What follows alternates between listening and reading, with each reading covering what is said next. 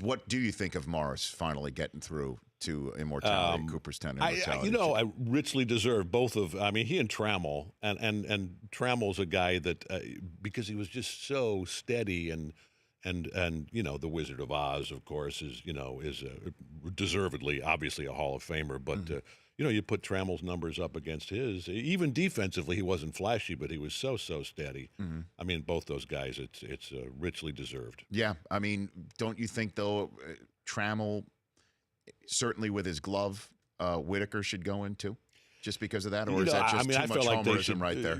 Well, no such thing as too much homerism. Says a man with an Ohio State hat and sweatshirt on right now. I almost wore the Tigers cap to. Honestly, when J.K. Simmons here on the Rich Eisen show, I saw you walk in, and I saw you, and I literally cursed at you. You did. Your response was priceless. I think I did mention a certain lady and then an effer after it as well. I did say that. But you were holding a hat. I thought it would be a Tiger hat, and then you walk out here, it says it's Ohio State. But no, Lou Whitaker and Trammell together, that's the combination from back in the day. And, seeing Gibson out here as well sometimes for with the Dodgers doing what they're doing. What was it like, those 80s Tigers, for you to go through that after you said that the 68 World Series was the last one? JK? Yeah. Wow. I mean, it was crazy. 35-5 to start the year. Morris throws that no-hitter early on in his second start, maybe in April.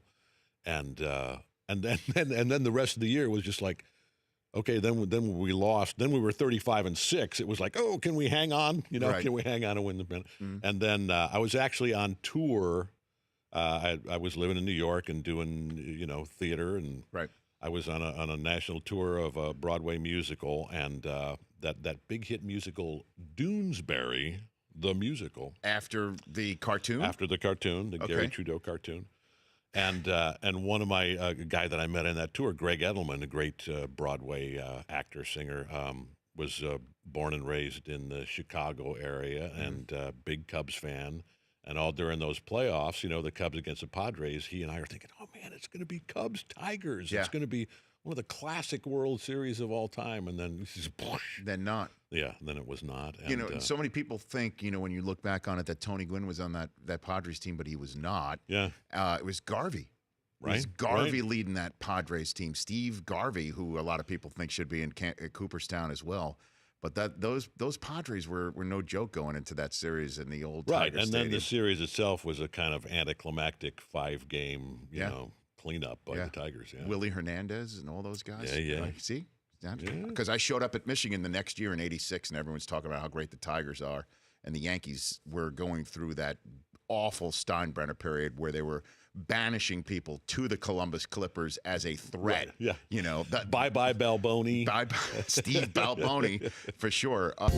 For more Rich Eisen Show, tune to Audience Channel 239 on DirecTV or download the Rich Eisen Show app.